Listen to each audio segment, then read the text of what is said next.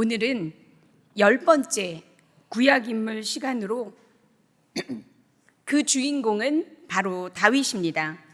성경에서 예수님 이후에 예수님 다음으로 모세와 바울과 같이 가장 많이 알려진 인물이 다윗이고 가장 많은 설교가 되어진 인물 또한 다윗인 것 같습니다.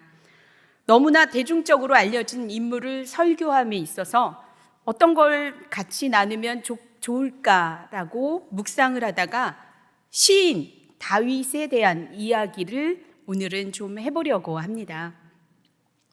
무려 73편의 시를 지은 시인 다윗의 그가 표현하고 싶었던 것은 무엇이었을까를 생각해 보았습니다.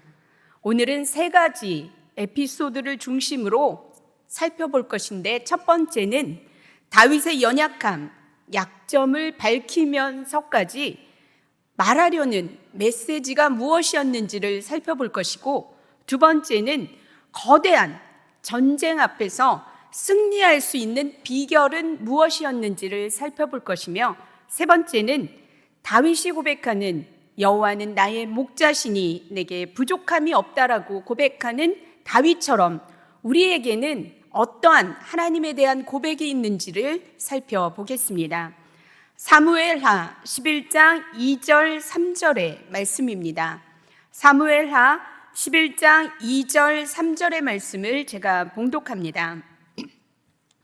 저녁 때에 다윗이 그의 침상에서 일어나 왕궁 옥상에서 거닐다가 그곳에서 보니 한 여인이 목욕을 하는데 심히 아름다워 보이는지라 다윗이 사람을 보내 그 여인을 알아보게 하였더니 그가 아뢰되 그는 엘리암의 딸이요 햇사람 우리아의 아내 밧세바가 아니니까 하니 아멘.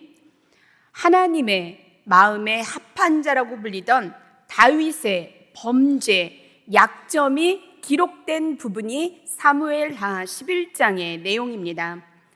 밧세바 하면 떠오르는 것이 죄, 범죄가 떠오릅니다. 연약함으로 다윗이 지은 죄입니다. 다윗의 군대는 당시의 관습에 따라 이웃 부족과 싸워서 물건을 빼앗아 오기 위해서 모두가 출전 중입니다. 부하들은 다 전쟁터에 나가 있는데 왕인 다윗은 후방에 나와 있습니다. 후방에 남아있다는 말을 통하여서 안 좋은 일이 벌어질 것 같은 예감이 듭니다. 어느 날 오후에 다윗 왕은 궁전 옥상을 거니다가 우연히 한 여인이 목욕하는 장면을 보게 됩니다. 아름다운 여인 밧세바를 본 다윗 왕은 그만 범죄를 저지르게 됩니다. 밧세바의 남편 우리아는 전쟁터에서 나라를 위하여 다윗 왕을 위하여 열심히 싸우고 있습니다. 다윗은 자신이 저지른 죄를 감추기 위해 계략을 짜지만 우리아에게 통하지 않자 요압을 이용합니다. 요압에게 편지를 써서 우리아를 최전방에 내보내라고 지시를 하게 되었고, 요압은 그대로 그 명령을 따르게 됩니다. 그곳에서 결국 우리아는 전사를 하게 됩니다. 작은 음욕으로 시작된 것이 한 사람의 죽음으로까지 이어졌고 한 가정을 처참히 깨트려 버렸습니다. 죄의 특성이 이렇습니다. 죄는 은밀하고 교묘하게 자신이 저지른 죄를 감추려 하고 작은 죄를 점점 더 커지게 하는 점진성이 있습니다. 죄를 감추려 할 때 나타나는 모든 죄의 뿌리는 자신이 스스로 신이 되는 것입니다. 자신이 그것들을 감추고 다스리려고 합니다. 자신이 하나님의 자리에 올라가서 자신의 삶을 멋대로 하고 또한 다른 사람의 삶 또한 지배하려고 합니다. 여기에서 우리가 생각할 것이 있습니다. 죄를 범하는 다윗의 모습을 통하여 인간의 연약함, 약점 앞에 누구도 자신할 수 없음을 인정하게 됩니다. 어제까지 하나님 앞에 바로 잘 서 있었지만 오늘 아주 작은 것에 넘어지는 것이 우리 인간이라는 것을 깨닫게 됩니다. 분명 하나님이 싫어하는 것을 알고 있음에도 불구하고 나의 걸음을 달려가게 하는 것이 무엇인지, 내 것이 아닌 것을 가지고 싶어서 누군가를 이용하고 계략을 짜고 있는 것이 무엇인지를 보아야 하고, 누군가의 가정을, 삶을 처참히 깨뜨려버리는 내가 되고 있는지를 살펴보아야 합니다. 사랑하는 성도 여러분, 성경은 시인 다윗의 연약함, 약점을 보여주면서 우리의 모습을 보게 하는지도 모르겠습니다. 우리들은 생각해야 합니다. 아주 작은 생각으로부터 시작된 죄를 덮기 위하여 계략을 짜고 그 죄가 점점 커져 자신이 하나님의 자리에 올라가 누군가를 죽음으로까지 몰아가는 죄의 점진성을 깨달아야 합니다. 죄의 싹은 초반부터 잘라야 함을 기억하고 명심해야 합니다. 죄는 다른 사람만 죽이는 것이 아니라 자신도 죽게 합니다. 죄를 다스릴 수 있는 비결은 오로지 성령의 충만함밖에 없습니다. 성령의 충만함에서 오는 분별력이 저와 여러분의 삶을 죄로부터, 연약한 유혹으로부터 지키게 될 줄 믿습니다. 사무엘상 17장 45절의 말씀입니다. 사무엘상 17장 45절의 말씀 제가 봉독합니다. 다윗이 블레셋 사람에게 이르되 너는 칼과 창과 단창으로 내게 나아오거니와 나는 만군의 여호와의 이름 곧 내가 모욕하는 이스라엘 군대의 하나님의 이름으로 내게 나아가노라. 아멘. 사무엘상 17장은 다윗과 골리앗의 이야기입니다. 현재 상황은 엘라 골짜기를 사이에 두고 이스라엘과 블레셋이 40일째 대치를 하고 있습니다. 블레셋 거인 골리앗은 강력한 갑옷과 무기로 무장하고 나와서 사울과 이스라엘 군대를 처참히 능욕하고 조롱하고 능멸하고 있습니다. 사무엘상 17장 11절과 14절에 기록된 분위기로 보아서는 사울왕을 포함한 이스라엘 모든 군인들이 겁에 잔뜩 질려 선뜻 나서지도 못하고 두려움에 떨고 있고 그 앞에서 도망하였다라고 기록하고 있습니다. 거대한 거인 골리앗을 보는 그 자체가 두려움이었을 것 같습니다. 우리 사람들은 보는 것, 듣는 것에 의해서 약함이 나타납니다. 시각과 청각에 의해서 자신감을 갖기도 하고 두려움을 갖기도 합니다. 모두가 두려워할 때 두려워하지 않았던 한 사람이 있었습니다. 그 사람이 소년 다윗입니다. 그 당시 20세가 되지 않았기에 전쟁에 나갈 수 없었던 그에게 아버지 이새의 심부름으로 인해서 기회가 주어집니다. 형들의 생사를 확인하고 도시락을 전해주기 위해서 블레셋과 이스라엘 전쟁이 한창인 곳으로 엘라 골짜기로 다윗은 향합니다. 소년 다윗은 두려워하지 않고 거룩한 분노를 일으키며 이스라엘 군대를 대표해 골리앗과 1대1로 싸우겠다고 합니다. 누가 봐도 불가능해 보이지만 다윗은 자신이 싸우러 나가는 데에는 이유가 있다고 말합니다.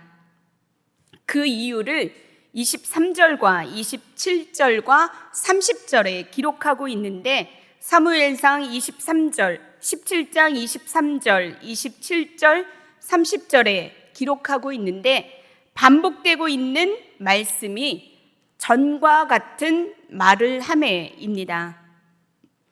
골리앗이 말을 하고 있는데 이스라엘을 모욕하고 그 신들의 이름으로 저주하고 조롱하는 말을 골리앗이 계속적으로 하고 있습니다. 지난 40일 동안 한 번도 하루도 빠짐없이 하나님을 모욕하고 조롱하고 비웃는 그 이야기를 들어야만 했습니다. 소년 다윗은 그 소리를 듣고 거룩한 분노가 일어났습니다. 그래서 골리앗 앞으로 전진합니다. 거대한 골리앗 앞으로 전진할 수 있었던 첫 번째 이유는 다윗에게 있었던 거룩한 분노였습니다. 아마 다윗도 무섭고 두려웠을 것 같습니다. 그렇지만 다윗은 골리앗을 향해 전진합니다. 다른 이스라엘 백성들과 다르게 소년 다윗은 무서운 골리앗 앞으로 두 번째 이유를 가지고 전진합니다.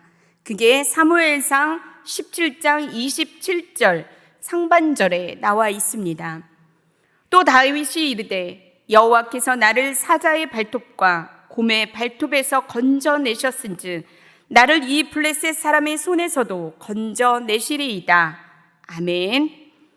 거대한 골리앗 앞으로 소년 다윗이 나갈 수 있었던 두 번째 이유는 자신의 양떼를 구원하기 위해 사자와 곰과 싸울 때 하나님께서 사자와 곰의 발톱에서 그를 구원하여 생명을 주셨던 것을 잊지 않고 기억했기 때문입니다.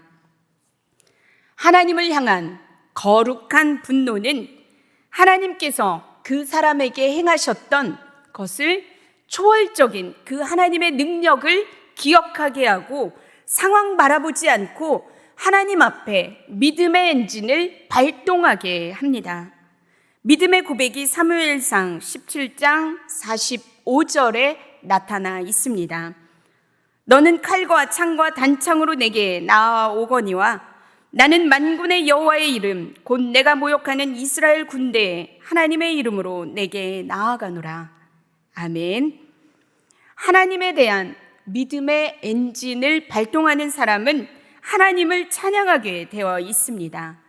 하나님을 찬양하는 그 찬양은 기도로 이어지고 그 기도의 핵심은 여호와 하나님을 높이는 데 있습니다. 찬양은 반드시 기도로 이어집니다. 그 기도는 여호와 하나님께서 신실하게 행하셨던 거, 역사하셨던 거, 그것들을 찬양하며 하나님의 이름을 높여드리며 기도로, 무릎으로 나아가게 되어 있습니다. 여기에서 우리가 생각할 것이 있습니다. 거룩한 분노를 일기하고 하나님의 지키심의 은혜, 보호하심의 은혜로 자신의 양떼를 구원해 주시는 경험을 하였던 다윗은 가만히 앉아 있을 수가 없었습니다. 그 자리에서 일어났고 그 자리에서 일어남은 하나님의 역사하심, 하나님의 일하심을 보게 되었습니다. 거룩한 분노로 일어나는 그 자리가 하나님의 무능의 자리가 아니라 하나님의 전능의 자리를 볼 수 있는 곳입니다. 하나님의 전능의 능력을 본 만군의 여호와 하나님의 그 행하심, 일하심을 다윗은 끊임없이 노래하고 찬양합니다. 사랑하는 성도 여러분, 오늘 우리들의 삶의 자리에서 하나님을 비웃고 조롱하고 능멸하고 있는 것이 있습니까? 우리 하나님의 자리를 거대한 골리앗이 차지하고 있는 것이 있습니까? 하나님을 무시하는데도 아무런 감정도 없이 분노도 일어나지 않는다면 그 사람은 오늘 다시 믿음을 점검해 보셔야 합니다. 우리에게 그동안 역사하셨던 하나님의 행하심, 하나님의 일하심을 다시 꺼내서 들여다 보셔야 합니다. 소년 다윗과 같이 우리도 누군가가 하나님을 욕하고 하나님을 비웃고 조롱한다면 거룩한 분노를 일으키고 다시 일어나야 합니다. 하나님께서 우리에게 행하셨던 거, 살려주셨던 거, 역사하셨던 것을 다시 한번 깨달아야 합니다. 그럴 때에 그 두려움은 사라지고 무서움은 사라지고 옴싹달싹 못했던 거대한 골리앗이 믿음 앞에 아주 작은 것으로 보일 줄 믿습니다. 전쟁은 여호와 하나님 앞에 속해 있습니다. 우리가 하려고 해도 전쟁에서 이길 수가 없습니다. 우리가 전쟁에서 이길 수 있는 단 하나의 비결은 만군의 여호와의 이름으로 나아가는 것입니다. 여호와의 이름으로 나아갈 때 하나님께서 전쟁에서 승리하게 하실 줄 믿습니다. 오늘 누가 하나님께서 우리 삶에 역사하셨던 거, 행하셨던 거 기억하시겠습니까? 하나님 앞에 거룩한 분노를 가지고 누군가를 향하여, 거대한 골리앗을 향하여 싸우시겠습니까?